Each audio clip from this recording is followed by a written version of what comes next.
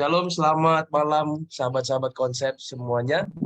Sampai jumpa kembali dalam tayangan Kelas Sahabat pada malam hari ini bersama dengan kami, tim konsep dan juga pendeta Pardosi. Saat ini kita akan langsung memulaikan untuk memasuki pelajaran Sekolah Sahabat kita pekan ini. Kita akan sama-sama berdoa dipimpin oleh pendeta Edwin Pasari. Oke, kita sama-sama berdoa. Terima kasih Tuhan atas berkat-Mu. Pada malam hari ini kami mau belajar akan firman-Mu lewat pelajaran sekolah sahabat. Tuntun kami dengan kuasa Roh Kudus-Mu, kuasai hamba Tuhan Pendeta Ricky Moll yang akan menyampaikan ringkasan pelajaran sekolah sahabat. Biarlah Tuhan setiap materi yang sudah disiapkan boleh berkenan membawa iman kami lebih dekat kepada Tuhan. Berkati semua perangkat yang kami gunakan dan bahkan semua umat-umat Tuhan yang akan mendengar dan juga melihat akan tayangan ini. Biarlah lewat tayangan ini iman kami boleh semakin diperteguhkan untuk menantikan kedatangan Tuhan yang tidak lama lagi. Dan diserahkan semuanya ke dalam tangan-Mu. Ampuni kami dari dosa kami, dalam nama Yesus kami berdoa. Amin. Amin. Pelajaran Sekolah Sahabat kita selama sepekan ini berjudul Misteri Injil akan disampaikan ringkasannya oleh pendeta Ricky Moal. Dan kami mengundang Bapak Ibu, Saudara-saudara terkasih untuk boleh sama-sama mengikuti pelajaran ini sambil membuka kitab atau bahkan buku sekolah sahabatnya.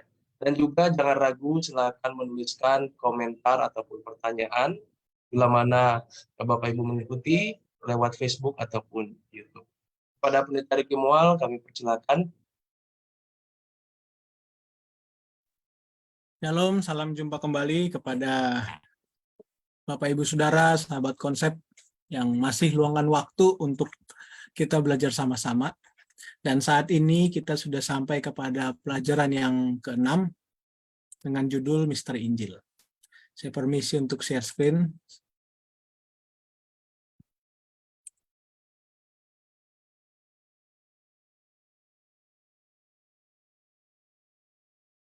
Ya, apa sudah terlihat ya? Harusnya ya. Ya, sudah. Ya, pelajaran kita yang ke-6 judulnya adalah Misteri Injil, dan ada beberapa hal menarik yang dibahas di pelajaran ini, dan saya coba ambil beberapa yang saya pikir menarik untuk kita boleh belajar sama-sama dan mendapatkan pelajaran untuk kerohanian kita ya. Ayat intinya ditulis dalam Efesus 3, 20 dan 21. Bagi dialah yang dapat melakukan yang jauh lebih banyak daripada yang kita doakan atau pikirkan. Seperti yang ternyata dari kuasa yang bekerja di dalam kita. Bagi dialah kemuliaan di dalam jemaat dan di dalam Kristus Yesus turun-temurun sampai selama-lamanya. Amin. Mudah-mudahan di akhir ringkasan yang singkat ini, kita bisa lebih dalam memaknai, mengerti ayat yang disampaikan oleh Paulus ini yang dijadikan ayat inti. Kenapa dia sampaikan ini di bagian-bagian akhir daripada Efesus pasal yang ketiga? Buku Penuntun Guru Sekolah Sahabat berikan 3 tema pelajaran ya, yang kita lihat dan pelajari bersama. Yang pertama adalah bagaimana kerinduan dari doa Paulus ya, dan itulah yang kerinduan dari Paulus yang dibawa di dalam doanya ya. Bagaimana dia ingin memandang jemaat itu jemaat memandang mereka ini adalah manusia yang baru.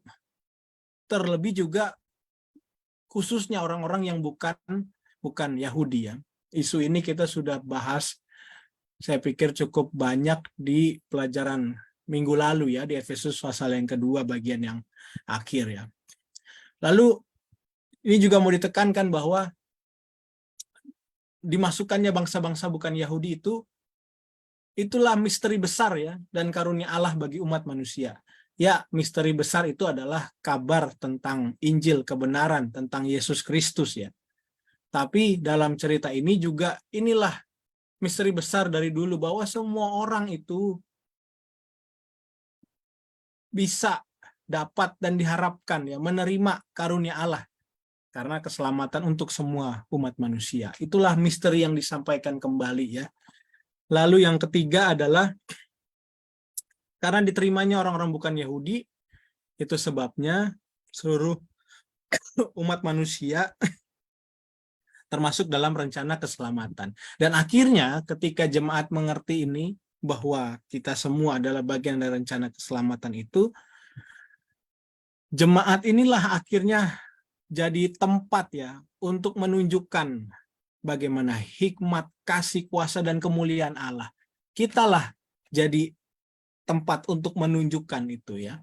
Nah, beberapa hal yang menarik untuk kita lihat adalah bagaimana pembukaan ya Paulus di awal-awal pasal 3 dia sampaikan lagi gitu. Bahwa orang-orang bukan Yahudi karena berita Injil turut menjadi ahli-ahli waris dan anggota-anggota tubuh dan peserta dalam janji yang diberikan dalam Kristus Yesus. Nah, bagi kita sekarang, kita orang Indonesia dan juga bangsa yang lain, rasanya biasa aja untuk mengerti, melihat bahwa Injil keselamatan itu, umat Tuhan, gereja itu ya sudah terdiri dari semua orang. Tapi di zaman itu ini merupakan isu yang besar ya. Itu sebabnya bila mana kita lihat cerita-cerita Rasul Paulus, cerita-cerita perjalanan di buku Kisah Para Rasul ya, Kisah Para Rasul pasal 15 itu ya. Bagaimana isu ini jadi isu besar gitu untuk menerima orang yang bukan Yahudi ya. Nah, inilah yang juga menjadi pembahasan di pelajaran sekolah sahabat kita, termasuk disinggung juga di pelajaran minggu ini. Lalu dari pelajaran sekolah sahabat kita juga menemukan ya, Paulus itu mengatakan, Efesus 3 ayat 1, dia bilang begini, aku ini, Paulus, orang yang dipenjarakan karena Kristus Yesus untuk kamu, orang-orang yang tidak mengenal Allah. Nah, ini ada hal menarik kenapa Paulus sampaikan ini. Kenapa dia harus sampaikan bahwa saya ini dipenjara untuk kalian ya, yang tidak mengenal Allah sebelumnya, khususnya kepada orang-orang non-Yahudi yang akhirnya jadi percaya ya. Nah, Bapak Ibu Saudara, sahabat konsep, di dalam pelajaran sekolah sahabat juga dituliskan ya bahwa Paulus ini menunjukkan, mengidentifikasikan dirinya sebagai orang yang dipenjarakan karena Kristus. Kita tahu bahwa dia ada di penawanan Roma ya, di bawah otoritas kekaisaran Romawi. Tapi dia mau kasih penekanan bahwa saya ini bukan di penjara Roma ya, bukan di penjara bukan karena sekedar alasan kriminal atau mungkin dianggap membuat kerusuhan, melanggar aturan. Tapi dia sampaikan ya bahwa dia adalah orang yang dipenjarakan karena Kristus Yesus. Nah, kenapa dia sampaikan begini? Karena Yesusnya yang mau diangkat supaya orang-orang akhirnya melihat, oh, Paulus dipenjara ini merupakan sesuatu yang mulia ya. Nah, inilah pelajaran berikutnya.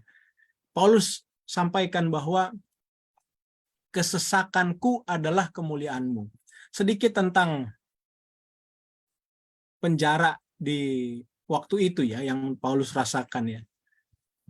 Pelajaran sekolah sahabat menuliskan bahwa Kaisar Romawi itu tidak atur penjara dengan baik, fasilitas sanitasinya dan layanan makanan yang teratur. Dan tempat di mana Paulus ini itu adalah tempat sementara ketika mereka akan menunggu sidang atau eksekusi. Nah, repotnya adalah tahanan itu diharapkan untuk menghidupkan dirinya sendiri. Itu sebabnya bisa ada orang yang bawa makanan, kerabat, teman untuk pasok kebutuhannya ya. Karena begitu situasinya. Itu sebabnya bila mana kita lihat juga rasanya penjara ini bukan mungkin seperti penjara yang lain ya. Karena ada sedikit kelonggaran tanda kutip, bukan berarti bebas, tapi karena hal ini. Itu sebabnya kita tahu Paulus juga dibantu Titikus ya. Bisa ada akses ke sana, masih bisa menulis surat, kirim, dan segala macamnya ya. Inilah yang dia khawatirkan ya. Pelajaran sekolah sahabat tuliskan, Paulus ini mungkin takut bahwa beberapa orang akan tanya, bagaimana Paulus yang jadi rasul.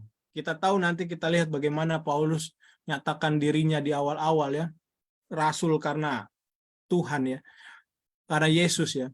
Dan bagaimana orang ini yang diutus Kristus yang dipermuliakan itu tapi menjadi tawanan yang dibenci. Itu sebabnya Paulus jelaskan ini, saya di penjara itu karena Kristus, supaya mereka fokusnya kepada Yesusnya ya. Ini juga dituliskan di Efesus 3 ayat 13 ya. Aku minta kepadamu supaya kamu jangan tawar hati melihat kesesakanku karena kamu. Disampaikan Paulus, kesesakanku itu adalah kemuliaanmu.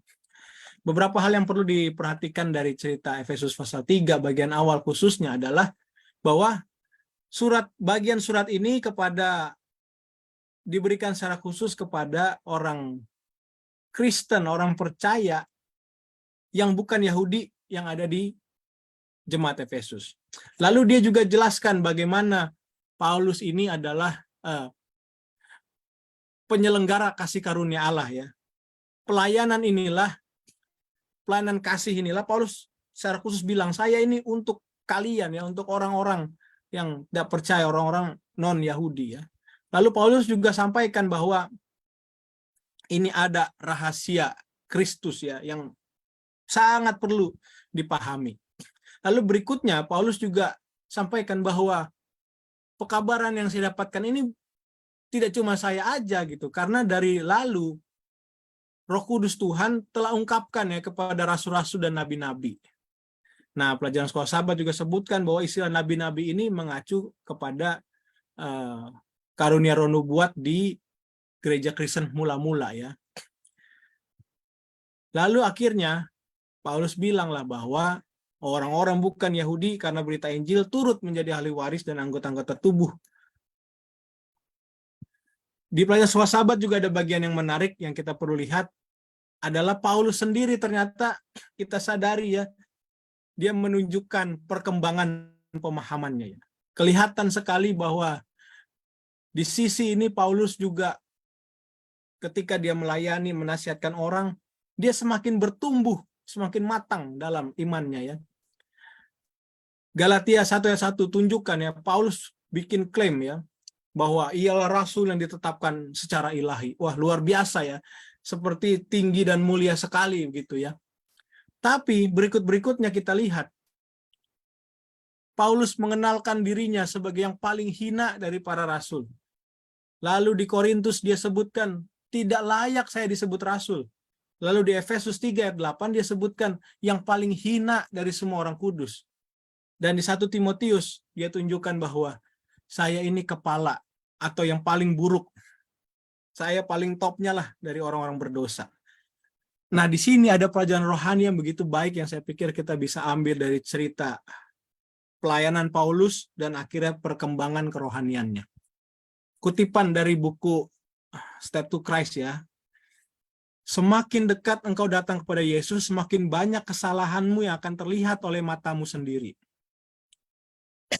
Karena pandangan kita jadi lebih jelas dan ketidaksempurnaan kita akan terlihat dalam perbedaan yang sangat kontras dengan sifatnya yang sempurna. Jadi sederhananya Bapak Ibu Saudara, dari Paulus kita belajar, semakin kita dekat dengan Yesus, justru kita semakin sadar kesalahan kita, semakin kita merendah, semakin kita sadar kita ini bukan siapa-siapa. Jangan-jangan kalau kita masih pikir kita siapa-siapa, kita wah lebih baik begini dan begitu. Jangan-jangan kita belum datang dekat kepada Yesus. Dari Paulus kita belajar, semakin dekat dia dalam pelayanannya, dia semakin sadar saya ini bukan siapa-siapa. Dan singkat cerita, pasal 3 ditutup dengan doa Paulus ya. Dan bagi saya ingin bawa kita kembali kepada ayat inti tadi. Ada 2 poin yang disampaikan. Bahwa Tuhan dapat lakukan jauh lebih banyak dari yang kita doakan atau kita pikirkan. Tuhan begitu tinggi,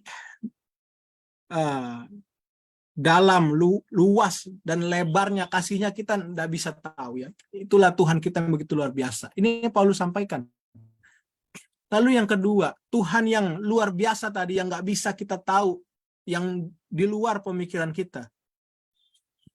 Dialah kemuliaan di dalam jemaat dan di dalam Kristus Yesus turun-temurun sampai selama-lama. Dan inilah misteri itu ya, selain daripada bagaimana orang Israel, orang non-Yahudi masuk ke dalam persekutuan, tapi ini juga bagaimana Tuhan kita yang begitu luar biasa. Dan Paulus menutupnya dengan cerita itu.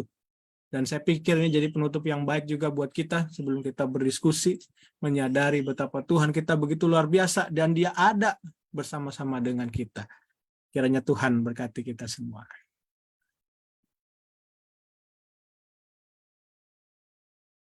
Amin. Puji Tuhan. Dan saat ini kita akan sama-sama dengarkan pertanyaan. Di sini ada satu pertanyaan. Jadi apa isi rahasia yang Paulus tekankan dalam Efesus 3 ayat 5? Ini ada sebuah pertanyaan yang boleh nanti dijawab oleh Pendeta Riki dan juga Pendeta Abigail. Silakan Pendeta.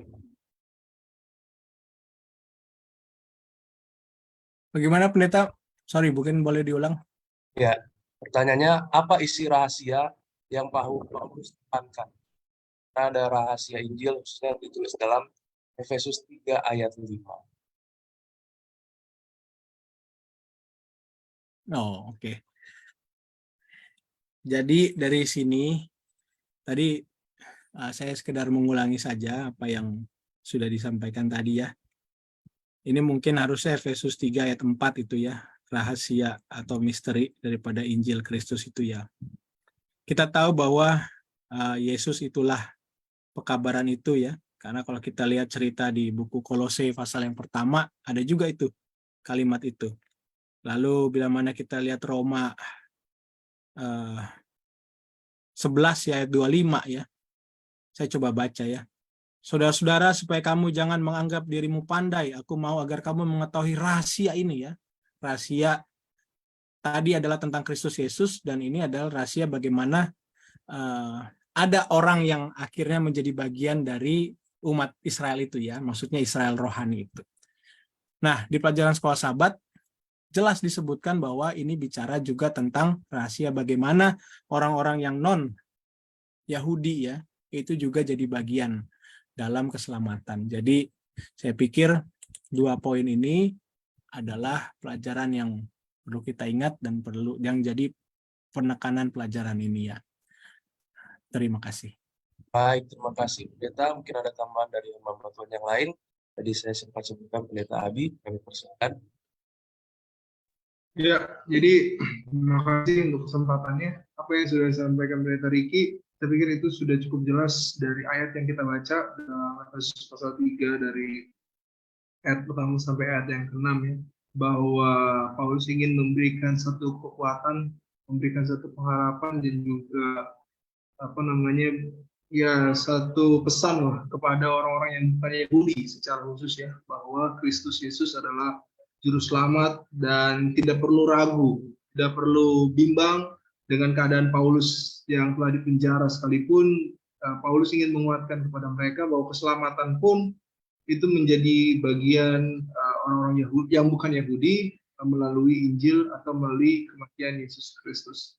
Karena mereka yang bukan Yahudi pun telah dipanggil menjadi anggota tubuh dari Yesus Kristus itu sendiri yang mendapat bagian dari janji yang telah diberikan. Jadi kalau kita baca dari beberapa ayat ini, khususnya dalam ayat yang kelima dan ayat yang ke-6, jadi mungkin itulah yang menjadi satu penekanan rahasia Injil ya, yang juga tadi setelah disampaikan ditekankan berulang kali dalam pekabaran kita malam hari ini. Mungkin itu saya tambahan dari saya. Terima kasih.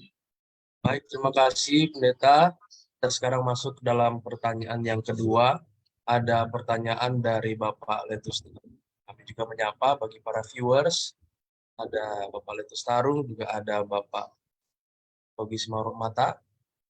Mohon maaf kalau ada salah penyebutan nama, tapi kami apresiasi atas partisipasi daripada Bapak Ibu viewers, nonton bersama-sama dengan kita, berpartisipasi dalam diskusi pelajaran sekolah sahabat kita.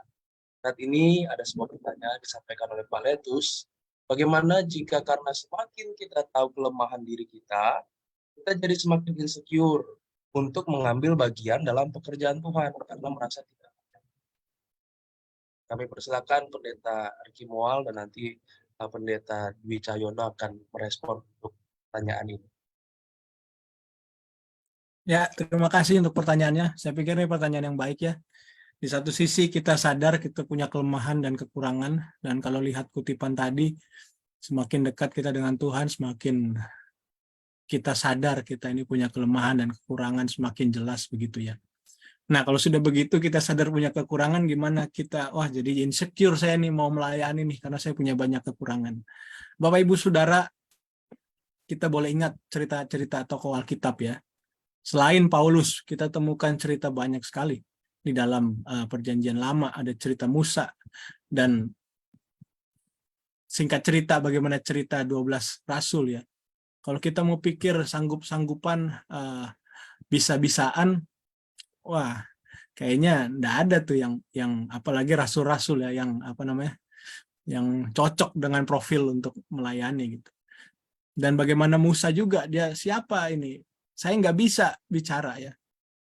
Tapi itu hal yang baik. Tapi kita nggak mau berhenti sampai di situ. Karena kalau dengan alasan kita punya kelemahan, kita nggak mau melayani, berarti kita nggak mau terima panggilan Tuhan. Jadi itu juga salah. Ketika kita bilang, wah saya punya kelemahan, saya nggak cocok melayani Tuhan. Itu salah sekali, karena semua orang yang sudah mengenal Tuhan dipanggil untuk melayani. Nah, lalu kalau begitu, apa yang harus kita lakukan? Yang pertama, kita sadar kesalahan kita. Karena kita melayani, kita bergumul seperti cerita-cerita tokoh-tokoh Alkitab. Mereka bergumul dengan kesalahannya, bergumul dengan kekurangannya. Jangan juga karena kita lemah itu jadi excuse ya. Ya sudahlah, saya sudah begini ya. Kalau saya mau melayani ya tetap aja saya lakukan dosa kesalahan ini, nggak bisa juga gitu ya. Jadi itu sudah ada dua poin yang bisa kita lihat. Nah, yang berikutnya adalah yang saya pikir paling penting, mengulangi juga 2 poin tadi, adalah bagaimana kita sadar diri kita dipanggil, digunakan oleh Tuhan, dan kita sadar kita punya kelemahan, tapi itu mau kita gunakan supaya kita bertumbuh. Nah, semakin kita bertumbuh, semakin kita melayani, harusnya kita akan merasakan bagaimana kita dimampukan ya. Bukan karena kita mampu, kita akan rasa bagaimana kita dilayakkan. Bukan karena kita layak, tapi karena Tuhan yang kerjakan. Mungkin sedikit pendeta itu yang bisa saya sampaikan. Terima kasih Pendeta. Silakan Pak Pendeta Dwi yang menambahkan untuk pertanyaan yang sama. Baik, selamat malam para hamba Tuhan dan juga umat-umat Tuhan seluruhnya yang menyaksikan diskusi pada malam hari ini. Bagaimana kalau kita mengetahui kesalahan kita dan kita justru malah semakin insecure? Ya, tanpa Injil memang kita akan menjadi insecure, menjadi rendah diri, merasa tidak layak dan sebagainya. Itu jika kita terpisah daripada Injil. Ya, ada salah satu ciri yang disampaikan oleh Roh Nubuat bahwa satu tanda bahwa kita itu semakin dekat kepada Tuhan, maka kita akan semakin melihat kesalahan-kesalahan kita. Ya, bahkan di dalam Alkitab juga sampaikan bahwa ketika kita semakin dekat kepada Tuhan, maka yang terlihat adalah kesalahan-kesalahan kita, bukan kelebihan-kelebihan kita. Sebagai contoh, ada 2 orang yang berdoa ya di dalam bait suci, dia pemungut cukai dan juga orang ahli Taurat, orang Farisi. Ya, justru yang berkenan kepada Tuhan adalah mereka yang merasa tidak layak, sudah melakukan dosa ini, dosa itu, dan sebagainya. Dan ini adalah sebagai tanda orang itu semakin dekat kepada Tuhan, maka dia akan semakin melihat dirinya itu berdosa, dirinya itu tidak layak. Ya, kalau orang itu semakin dekat kepada Tuhan, semakin tinggi hati, semakin melihat kebaikan-kebaikannya, itu dia tidak dekat dengan Tuhan. Karena apa? Ketika dia membandingkan diri dengan orang lain, maka dia akan menjadi lebih baik. Tetapi ketika dia membandingkan diri dengan kitab suci, dengan hukum-hukum Tuhan, dengan Tuhan itu sendiri, maka akan terlihatlah keberdosaan kita itu. Nah, disinilah kita akan membutuhkan Injil itu, membutuhkan kasih karunia itu untuk selamat. Ya, semakin kita mengetahui keberdosaan kita, kelemahan-kelemahan kita, maka disitulah kita menyadari bahwa, oh, saya ini, sebaik apapun saya ini, tanpa kasih karunia daripada Tuhan, saya tidak akan selamat. Nah, itulah yang harusnya terjadi. Kalau kita mentok saja, ya tidak ada kasih karunia, tidak ada pekabaran tentang dosamu dihapuskan, ya tidak ada pekabaran bahwa Tuhan itu sudah mengasihi kita, menyelamatkan kita, maka kita akan menjadi insecure, menjadi takut ketemu Tuhan. Nah, itulah fungsi Injil itu, menenteramkan hati kita, memberikan kabar baik kepada kita bahwa kita tidak perlu insecure, kita tidak perlu takut, kita tidak perlu rendah diri dan sebagainya. Ya, kita berdiri di hadapan Tuhan sebagai anak-anaknya. Ya, oleh karena kasih karunia Tuhan. Oleh sebab itu, di sini akhirnya yang muncul adalah rasa syukur. Begitu. Saya mengucap syukur kepada Tuhan. Saya berterima kasih kepada Tuhan karena Dia sudah melakukan semuanya. Ya, segala sesuatu sehingga saya bisa layak berdiri di hadapan Tuhan, ya, memakai jubah daripada Kristus, memakai jubah keselamatan. Nah, jadi harus tidak boleh berhenti hanya sampai melihat kesalahan-kesalahan kita, tetapi kita harus melihat solusi apa yang Tuhan telah berikan, begitu, yaitu Injil itu, sehingga nanti yang muncul adalah rasa syukur. Terima kasih.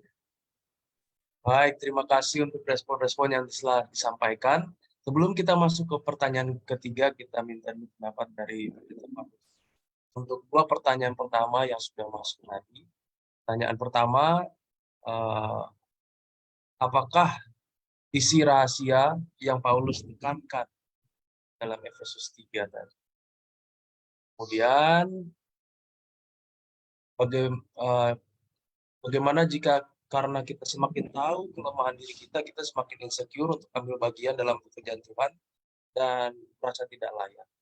Silakan. Pertanyaan untuk saya ini? Ya, betul. Oh, karena kurang jelas ya, putus-putus ya. Baik, terima kasih. Salam jumpa kembali kepada sahabat konsep ya, yang sudah hadir atau mengikuti secara rutin dari pertemuan-pertemuan konsep ini ya. Baik, pelajaran kita ini kan sebenarnya penekanannya itu bagi saya ya. Kalau saudara-saudara punya penekanan lain ya boleh aja. Ada 3 ya. Yang pertama itu, kalau kita menderita karena mempertahankan iman, itu bukan kehinaan, tapi itu kemuliaan.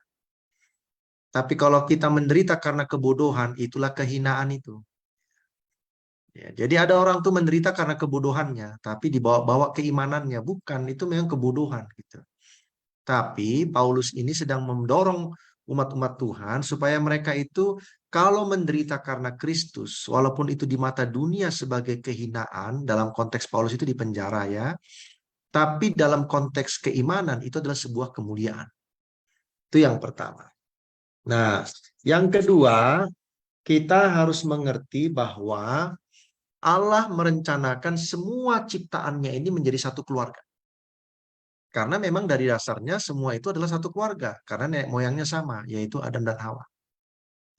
Tetapi karena ada dosa, maka keluarga Tuhan itu menjadi terpecah-pecah.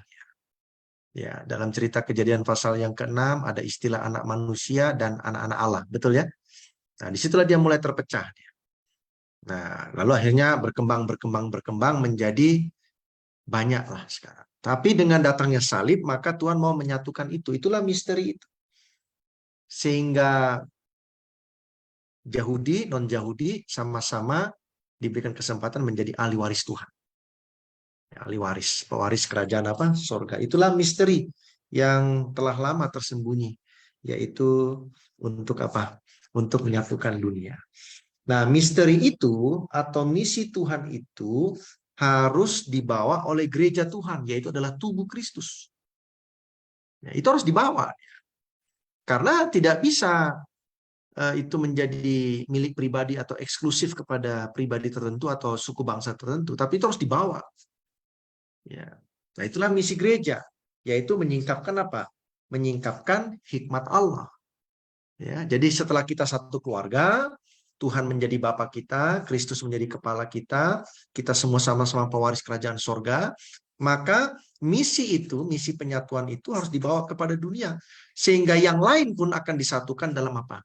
Di dalam keluarga Allah, bersama-sama untuk apa?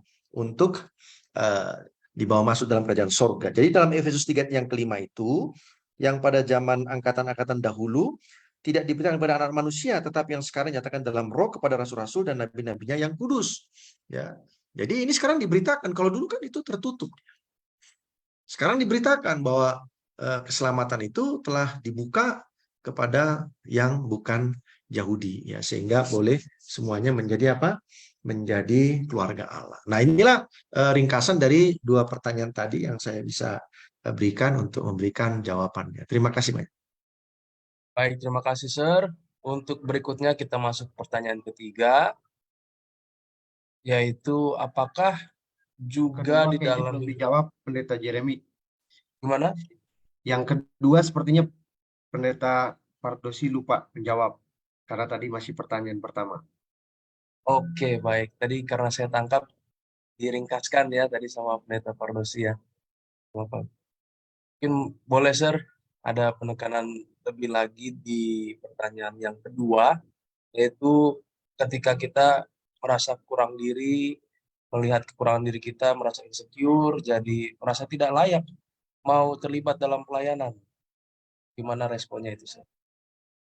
Baik, jadi kalau kita merasa insecure itu karena masih ada yang belum beres dengan Tuhan. Bukan karena ketidakmampuan. Karena ketidakmampuan itu kan Tuhan berikan asal kita mau menyerahkan diri kepada Tuhan. Ya. Jadi justru kalau kita semakin dekat kepada Kristus, itu semakin kelihatan kekurangan dan apa? Kesalahan kita. Dan disitulah kita semakin membutuhkan apa? Kasih karunia Tuhan itu. Jangan lupa itu, orang-orang yang suka insecure di dalam pengalaman rohani, itu kerjaan simbolis itu kalau dalam bahasa Bataknya itu, atau setan kuasa kegelapan. Menyatakan kita tidak layak, tidak pantas, dan sebagainya. Nah, tetapi kalau kita sudah minta ampun sama Tuhan, ya, kalau ada kesalahannya, saya pernah lihat di YouTube itu ya, ada seorang yang memberikan khotbah itu ya, ada hamba-hamba Tuhan itu yang melakukan dosa, termasuk perzinahan, tapi berani-beraninya khotbah di depan apa? Di depan mimbar. Nah, itu termasuk makhluk-makhluk aneh lagi tuh ya. Ya, harusnya kan kalau kita melakukan dosa ya kita harus bereskan dosa itu, apalagi kita sebagai pengabar-pengabar Injil. Tetapi ada saja dosa-dosa yang kita lakukan dalam hidup ini yang mungkin tidak se-ekstrim berzina atau apa, ya kita harus minta ampun sama Tuhan, apalagi dosa-dosa kita yang mungkin diketahui banyak orang, ya kita harus minta ampun. Dan kalau kita minta ampun sungguh-sungguh, Tuhan ampuni. Dan setelah itu, maka kita akan apa? Tuhan layakkan ya untuk menjadi apa? Pelayan Tuhan atau pengabar Injil ya. Jadi tidak boleh ada rasa insecure kalau kita apa? Tidak sudah menyerahkan diri ya. Orang yang tidak yang insecure dalam Alkitab itu contohnya ya Gideon itu. Betul ya Pendeta Dwi Cahyono ya. Gideon itu insecure dia. Makanya dia meminta sebuah tanda-tanda ya. Dia minta 2 tanda lah ya.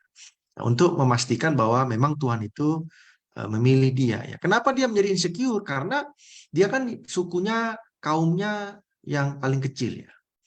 Ya, itu makanya dia tidak punya keyakinan diri ya. Tapi bukan masalah dosa ya insecure-nya Gideon itu, tapi masalah dia dari suku atau kaum yang paling kecil. Jadi insecure itu kan ada karena masalah kerohaniannya atau kehidupan secara jasmani rohaninya, ada juga karena mungkin dia dari golongan yang paling kecil atau apa ya apa. Tetapi kalau Tuhan sudah memilih kita dan kita sudah bereskan apa-apa yang menghalangi kita dengan Tuhan, maka tidak boleh lagi ada insecure dalam apa? Dalam diri kita. Terima kasih. Baik, terima kasih, Sir. Kita masuk dalam pertanyaan berikutnya, pertanyaan yang ketiga. Apakah juga dalam hidup kita ini misteri Injil bisa terjadi?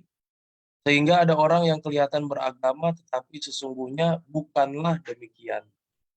Nah, pertanyaan ini kami persilakan untuk Pendeta Ricky Mual dan Pendeta Emerson Nenggolan. Kami persilakan. Ya, apakah juga dalam hidup kita ini misteri Injil bisa terjadi ya? Dalam konteks pelajaran sekolah sahabat, saya pikir tadi kita sudah tahu misteri Injil itu merujuk kepada Kristus, dan juga bagaimana semua orang akhirnya bisa mendapatkan keselamatan yang sama ya. Nah, jadi kalau pertanyaannya ada orang yang kelihatan beragama, sesungguhnya bukanlah demikian, ya mungkin saja, tapi saya mau ingatkan bahwa gantinya kita melihat ini kepada orang lain ya kita lihat aja kepada diri kita gitu. Karena kalau kita mau lihat orang lain kelihatan beragama, sungguhnya bukan, saya pikir kita nanti jadi mengambil bagian Tuhan ya, mulai menghakimi, melihat bagaimana. Tapi biarlah ini jadi koreksi buat kita gitu. Apakah saya sih lebih suka melihatnya begitu ya. Apakah saya yang pelayanan ini ya, yang tiap Senin ada diskusi sekolah Sabat gitu ya, yang hari Sabat khotbah Rabu. Apakah saya cuma kelihatannya aja gitu atau sesungguhnya tidak ya. Nah, mungkin itu pendeta yang saya bisa tanggapi dari pertanyaan ini. Terima kasih. Baik, terima kasih Pak Pendeta. Baik, saat ini juga kita serahkan, mungkin ada tambahan dari pertanyaan yang sudah disampaikan, kami persilakan Pendeta Emerson Nainggolan.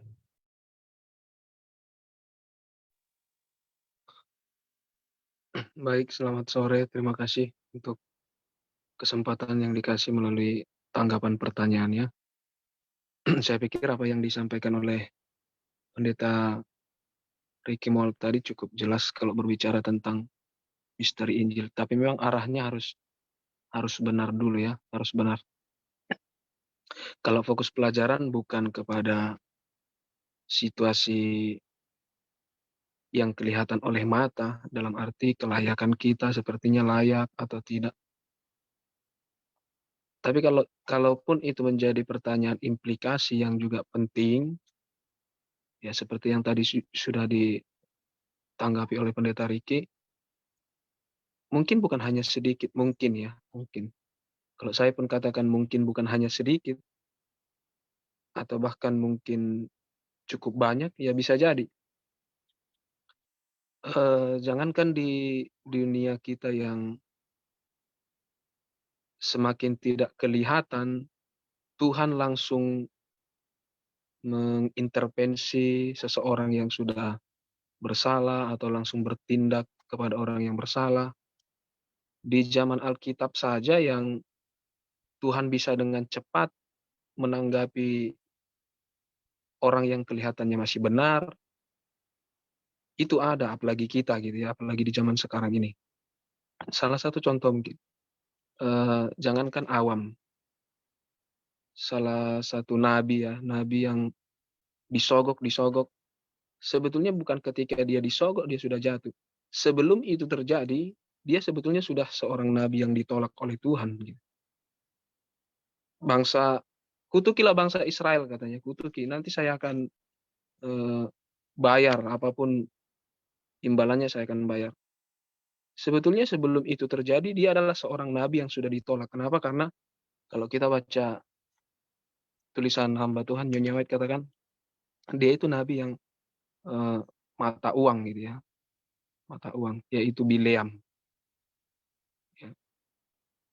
Jadi dengan kata lain, kalau dikatakan apakah mungkin itu terjadi di dunia kita sekarang, ya setan bekerja jauh lebih giat lagi di zaman kita. Dan melihat itu kita percaya dalam arti itu sangat memungkinkan, ya peluangnya juga cukup lebih besar. Bukan hanya terjadi pada kaum awam, bahkan di golongan-golongan pejabat-pejabat rohani juga itu sangat memungkinkan. Kira-kira mungkin begitu yang bisa saya tanggapi. Baik, terima kasih untuk tanggapan telah disampaikan oleh Pendeta Emerson Nainggolan. Saat ini beliau melayani di Sumatera, kawasan tengah. Begitu ya Pak Pendeta ya? Baik, terima kasih. Iya.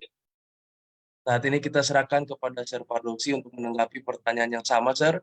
Apakah juga dalam hidup kita ini misteri Injil bisa terjadi sehingga kelihatan ada orang yang beragama tapi sesungguhnya bukanlah demikian?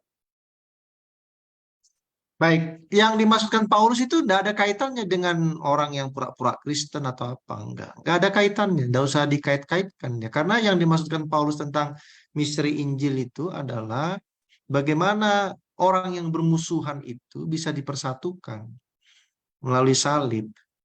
Bagaimana orang yang tidak layak untuk masuk surga itu menjadi layak masuk surga. Jadi tidak ada kaitannya dengan orang yang berpura-pura. Sekarang ini dengan kita datang dari berbagai suku bangsa menjadi satu, itulah misteri yang sudah terjadi. Jadi tidak perlu dikaitkan dengan orang yang kelihatannya soleh padahal enggak, orang yang kelihatannya enggak padahal sangat beriman. Enggak ada kaitannya, itu bukan misteri Injil itu. Itu misteri kehidupan. Misteri kehidupan. Kita pikir orang suci padahal tidak. Itulah misteri kehidupan namanya. Kita pikir nggak suci, ternyata orang benar karena hidupnya baik-baik dia gitu ya. Tapi ketika semua orang dipersatukan dalam Yesus Kristus, gereja Tuhan, itulah misteri itu. Ya seperti orang Yahudi yang bait sucinya pun ditutup, tidak boleh orang non-Yahudi masuk. Sekarang boleh masuk dia, satu tubuh. Bahkan orang non-Yahudi itu sebagai bagian dari tubuh Kristus itu. Betul ya? Ya, saudara pendeta muda Jeremia. Jadi itulah misteri itu. Jadi bukan dikaitkan dengan orang yang terlihat beriman padahal enggak dan lain sebagainya. Terima kasih. Baik, terima kasih atas tanggapan dari Pendeta Pardosi.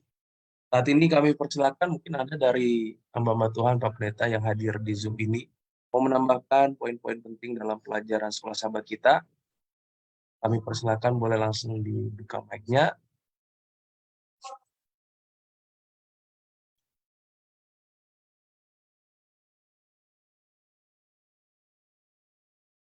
Baik, sekiranya sudah cukup dari pelajaran-pelajaran kita, maka kita akan masuk sekarang untuk bagian closing statement. Closing statement akan disampaikan oleh Pendeta Riki terlebih dahulu, kemudian Pendeta Pardosi. Ya, apa yang saya lihat dari pelajaran ini adalah bahwa semua orang akhirnya kalau mau terima kasih karunia itu ya punya kesempatan yang sama untuk bisa selamat. Lalu dari pelajaran sekolah sahabat ini saya juga melihat pelajaran Paulus ya. Tadi di slide disampaikan bagaimana Paulus pun juga bertumbuh ya, berkembang secara pemahaman. Semakin dia dekat dengan Kristus, semakin dia lihat kekurangannya.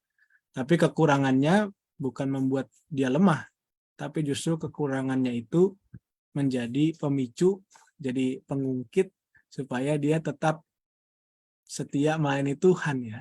Nah, saya pikir demikian ya. Terima kasih Pak Pendeta. Baik, silakan, Sir. Baiklah, saya pikir tadi saya sudah menyampaikan inti-intinya, yang 3 itu ya. Tapi saya tambahkanlah inti yang keempat supaya kelihatan adalah gunanya kita diskusi di konsep ini ya. Jadi yang keempat itu yang perlu kita pahami adalah bagaimana Kristus tinggal dalam hati kita. Nah, ini penting. Yesus katakan dalam Yohanes 15 itu ya, di luar aku kamu tidak dapat berbuat apa-apa. Tapi kalau kita menempel, ya, menyatu dengan Kristus, maka kau akan berbuah banyak. Jadi gereja itu tidak akan berbuah banyak kalau gereja itu tidak menyatu dengan Kristus. Umat Tuhan itu tidak akan berbuah banyak kalau dia tidak menyatu dengan siapa? Dengan Kristus. Nah, ini penting ini. Ya, jadi itulah inti keempat ya. Kadang-kadang kita dalam diskusi muncul inti-inti yang berikutnya, tambahan ya. Jadi inti yang keempat adalah kita perlu menyatu dengan Kristus. Menyatu itu ya betul-betul menyatu ya. Ya, sehingga demikian akan kita berbuah banyak sehingga kemuliaan Yesus itu menjadi kemuliaan kita. Ya. Ya, karena kita tinggal dalam Kristus. Terima kasih banyak. Sampai kita bertemu kembali. Baik, terima kasih. Kita tiba di penghujung diskusi kita. Kita akan tutup dengan doa. Kami persilakan Pendeta Alex untuk memimpin. Kita bersatu hati, kita berdoa. Bapa di sorga, terima kasih atas berkat Tuhan pada malam hari ini. Kami telah berdiskusi bersama dengan seluruh hamba-hamba Tuhan, dan juga boleh didampingi Sir kami, Pendeta M. Pardosi, yang juga memberikan pencerahan-pencerahan yang baik atas kami. Kami bersyukur pelajaran mengenai firman Tuhan dalam diskusi pelajaran sekolah Sabat kami pada hari ini boleh kami pahami dengan baik. Dan kami percaya ketika kami memahami judul dari pelajaran sekolah Sabat kami dan kami telah mengupasnya dengan tuntas, maka kami akan boleh membawakan kepada anggota-anggota gereja kami saat kami nanti berdiskusi pada hari Sabat nanti.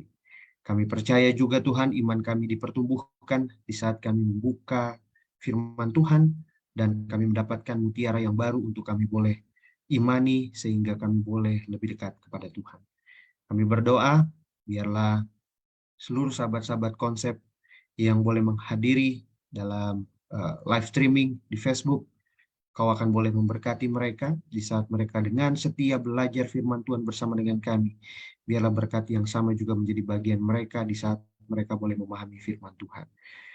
Pertemukan kami di pertemuan yang akan datang Tuhan. Engkau yang akan menyertai kami, sehingga pertemuan yang indah ini boleh kami teruskan bahkan sampai Tuhan datang. Dalam nama Yesus kami berucap syukur. Amin. Amin. Terima kasih untuk partisipasi kita semua, baik para hamba-hamba Tuhan, Pendeta Pardosi, demikian juga para penonton. Bapak Ibu, terima kasih boleh tetap terus setia sama-sama dengan kami di konsep dalam diskusi pelajaran sekolah Sabat. Demikian juga kami menginformasikan bahwa dalam minggu-minggu mendatang kita akan kembali menyuguhkan diskusi Alkitab bersama, dan kami mengajak kembali untuk para seluruh penonton setia konsep untuk terlibat bersama-sama dengan kita dalam tayangan-tayangan diskusi Alkitab. Demikian, salam jumpa untuk kita bertemu kembali di pekan mendatang. Tuhan memberkati.